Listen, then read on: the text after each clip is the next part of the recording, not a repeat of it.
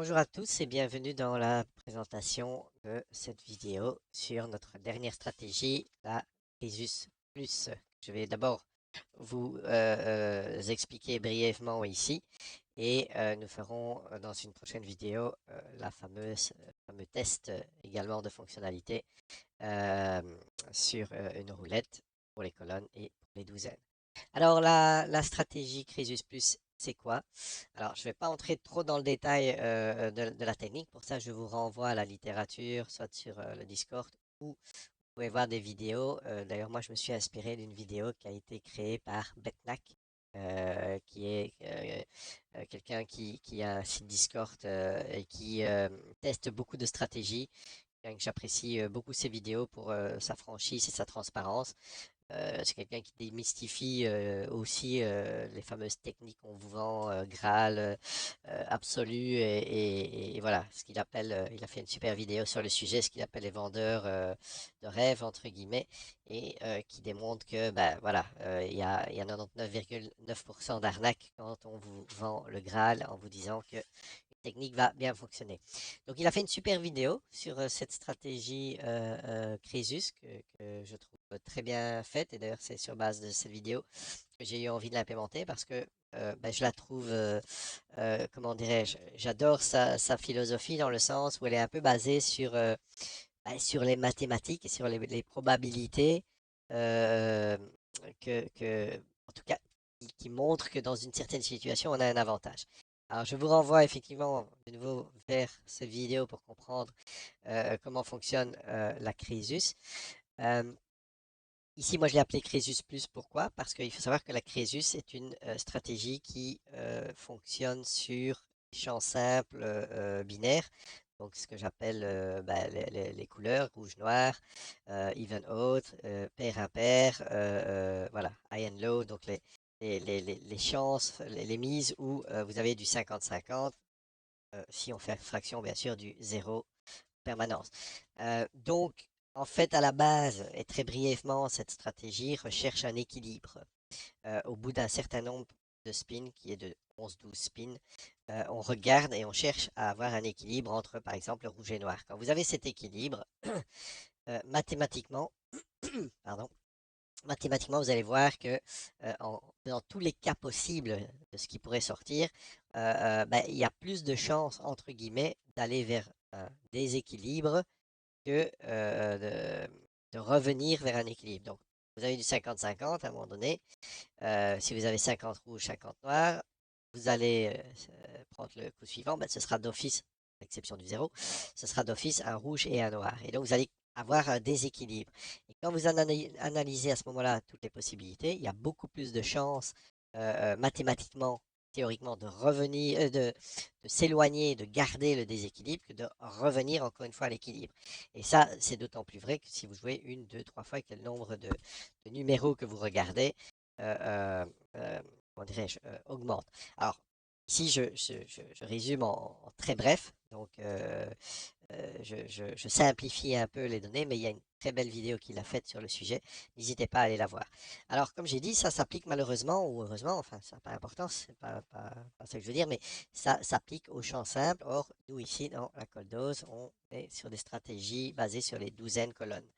Alors, de nouveau, je me suis dit, OK, ce serait bien d'allier tous les avantages de ce que offre le Coldose. Je vous rappelle les trois avantages, hein, les 24 numéros sur 37, donc grande probabilité d'avoir un coup gagnant. Deuxième possibilité, deuxième avantage, nous l'associons à l'Oscar Green méthode. Je ne vais pas revenir dessus, mais elle allie pour moi tous les avantages d'une gestion efficace qui résiste très bien aux séries, aux mauvaises séries qui ne vous emmènent pas dans les fonds comment dirais-je, enfin, dans les pertes incommensurables telles que vous l'auriez avec une martingale classique. Donc, elle permet de bien gérer sa bankroll et elle a une méthode, une possibilité de récupération qui est assez rapide lorsque malgré tout vous avez eu quelques séries de suite qui ne sont pas bonnes. Donc voilà, ça c'est le deuxième aspect. Et alors, ben, pouvoir combiner effectivement cet avantage, ces deux avantages avec le troisième qui est la tendance à pouvoir, entre guillemets, estimer, on peut prédire, en tout cas théoriquement et mathématiquement, vers quoi on va aller, c'est bien. Le souci, c'est que ici, on est sur des douzaines, ou colonnes, on n'est pas sur du binaire, on n'est pas sur le rouge-noir, champ simple. Donc, il a fallu adapter la stratégie. Ce que j'ai fait, et c'est pour ça que je l'ai je l'ai pour ça que je l'ai appelé, pardon, euh, Crésus Plus, parce que c'est une variante de l'original. Et comment est-ce que j'ai fait? Ben, c'est simple. Enfin, simple, non, c'est pas simple du tout. Je vous l'assure, ça n'a pas été simple. Mais voilà, la philosophie, c'est de dire, OK, regardons et essayons d'obtenir, enfin, essayons. Attendons qu'il y ait un équilibre entre deux des trois colonnes ou douzaines. Admettons que nous sélectionnons les colonnes. Et lorsqu'on a cet équilibre entre les deux, eh bien, on ramène ça de la même façon qu'on le ferait pour le rouge et le noir. On attend le déséquilibre et puis lorsque le déséquilibre est là, on le suit. Alors, ce qui est complexe, c'est que ben, on doit toujours regarder ça sur les 12, 11, 12 derniers numéros. Donc, le calcul doit se faire évidemment à chaque spin, hein, pour pas monter trop. Et puis, c'est à ce niveau-là que mathématiquement, il y a du sens à se dire, tiens, quand j'ai un équilibre, ben, je vais d'office avoir un équilibre, ce sera rouge ou noir, exception du zéro bien sûr, mais en grande majorité, ce sera le cas. Et puis, si c'est du rouge, eh bien, je vais miser sur le rouge, puisque la probabilité de, de revenir à l'équilibre est moindre que celle de continuer le déséquilibre. Voilà. Pour plus de détails, je vous renvoie encore aux vidéos et au Discord Betnac où vous pourrez trouver cette stratégie qui est super bien expliquée et pour laquelle il a fait quelques démonstrations. Donc moi, je l'ai fait sur les trois. Je cherche le déséquilibre à un moment donné, pardon, l'équilibre qui peut arriver entre combinaison, une paire des trois colonnes zen. Et lorsque je l'ai et que j'ai celle qui est en déséquilibre, je la sélectionne un peu comme on fait avec l'autre stratégie ici, hein, la stratégie des écarts et suiveuses. Donc j'ai ma première colonne et la deuxième, ben, je prends celle qui était neutre et qui finalement n'est pas entrée en guerre dans cette recherche de l'équilibre des équilibres. Et comme ça, j'ai ma combinaison des deux méthodes. Donc, ça me permet d'allier l'avantage d'avoir non seulement probabilité d'avoir choisi la bonne douzaine, mais j'ai l'autre qui vient en appui au cas où, bah, effectivement, ce ne serait pas un coup gagnant. Et on en revient à cet avantage des 24 numéros sur les 37 que donne la roulette. Voilà, grosso modo, comment ça fonctionne. Alors, petite nuance ici, et c'est là qu'est toute la complexité. Donc, vous voyez, par exemple, ici, j'ai une démonstration. Donc, vous voyez que ça se rafraîchit. Alors, pour des questions de nouveau théoriques, mathématiques, euh, lorsque vous avez 12 numéros et 11 numéros, il en prend un douzième. Et puis, seulement à ce moment-là, il réinitialise et il recalcule. Donc, ça veut dire quoi? Ça veut dire que trouver l'équilibre n'est pas aussi simple que ça. Donc, vous voyez par exemple que la colonne 1 ici est sortie 0 fois, et la 2 5 fois, et la 3 6 fois. Donc, il suffirait de se dire, oui, c'est simple. Si la colonne 2 sort encore, on aura notre équilibre. Alors, oui et non. N'oubliez pas qu'on prend ça sur les 12 derniers numéros. Alors, si je prends ici la colonne 2, voilà, on a effectivement cet équilibre. Il faut savoir que si on avait été au refresh, il y a un numéro qui sort, le dernier numéro, donc le 12e numéro qui sort, et on recalcule. Donc, vous avez, c'est pas aussi simple de dire, ben, mathématiquement, quand je calcule, c'est cool, il suffit de rajouter. À un moment donné, si je rajoute ici la colonne, je ne sais pas moi, par exemple, allez, admettons, ben, on va faire un déséquilibre. On va prendre la 1. On se dirait, super, je vais avoir 6, 6, 1. Non, non, ça va être 1. Puis la colonne C3 va sortir, donc ça va être sans doute 1, 5, 6. Exemple, voilà. Et même plus, puisque la colonne 3 est ressortie, puisqu'on remonte de numéros. Donc voilà. Mais c'est purement mathématique, mais c'est pour dire que si on devait faire le travail à la main, c'est toujours un petit peu plus compliqué. Mais voilà. Donc, à un moment donné, vous allez construire et avoir cet équilibre. quand on a l'équilibre, il attend le déséquilibre. Donc là, c'était le cas. Vous aviez le 2 et pardon, la colonne 3 et la colonne 1 qui étaient en équilibre à 2, 2. Et puis la 1 est sortie. Donc on a créé ce fameux déséquilibre. Donc on l'a choisi et on complémente avec la deuxième. Alors pourquoi je vous explique ça? C'est parce que ça, c'est le mode strict. Donc le mode strict, c'est-à-dire vous avez un équilibre, puis c'est vraiment une des douzaines qui vient qui se rajoute, qui sort une fois de plus, et donc qui crée cette notion de déséquilibre, et donc permet de dire, OK, on la sélectionne. Ça, c'est le mode strict. Mais comme vous pouvez l'imaginer, ben, on n'a pas nécessairement beaucoup de propositions. Parfois, il faut attendre longtemps, surtout quand il y a des gros déséquilibres entre les trois.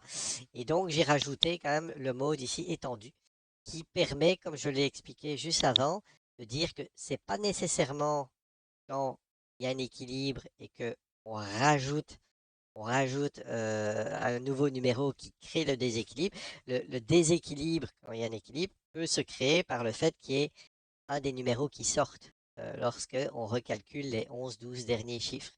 Et dans ce cas-là, ben, euh, c'est pas la stratégie pure de base, mais on se retrouve quand même dans une situation effectivement de déséquilibre. Donc en prenant le mode étendu, c'est à tester, donc on se trouve effectivement dans ce genre de situation qui va faire qu'on va théoriquement avoir un peu plus de propositions parce que cette notion de déséquilibre où à un moment donné, on a eu un équilibre et on se retrouve avec une des colonnes qui se déséquilibre, ben, ça peut arriver par le fait, non pas que la colonne en question est gagnée, mais par le fait que celle qui a perdu, elle, a eu un numéro qui est sorti. En gros, c'est ça. Alors, c'est pas très important. L'important, c'est ce fameux équilibre-déséquilibre et pouvoir entrer dessus. Et donc, c'est ce que j'applique dans cette stratégie. Je n'ai pas encore ultra testé, mais ce sera l'occasion.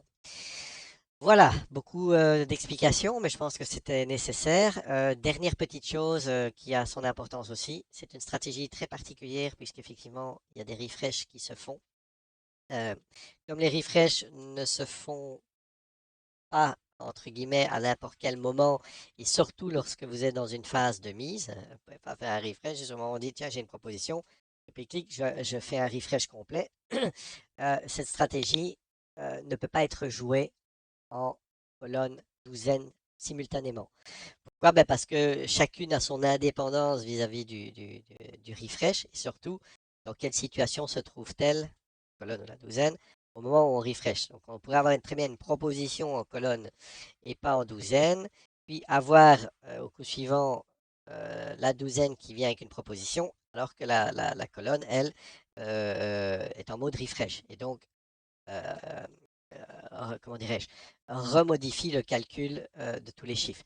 Ce qui est un casse-tête phénoménal et qui quelque part, corrompt un peu l'approche de la mathématique même, de la stratégie, et donc qui ne donne pas des résultats cohérents en termes de calcul. Donc du coup, cette stratégie ne sera disponible que en colonne et douzaine. Et d'ailleurs, si jamais vous sélectionnez l'écart ici, par exemple, suiveuse, vous dites super, je vais la jouer en colonne et douzaine simultanément. Vous revenez ici et vous voulez rechoisir la Crésus Plus, vous recevez un petit message qui vous dit que la méthode Crésus ne dispose pas du mode colonne et douzaine combiné.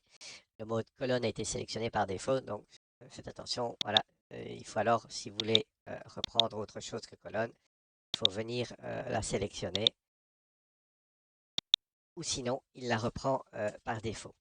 Voilà, que vous dire d'autre? Ben, je pense qu'on a fait plus ou moins le tour. Je pense que vous avez à peu près toutes les informations sur comment cette méthode fonctionne de manière assez théorique.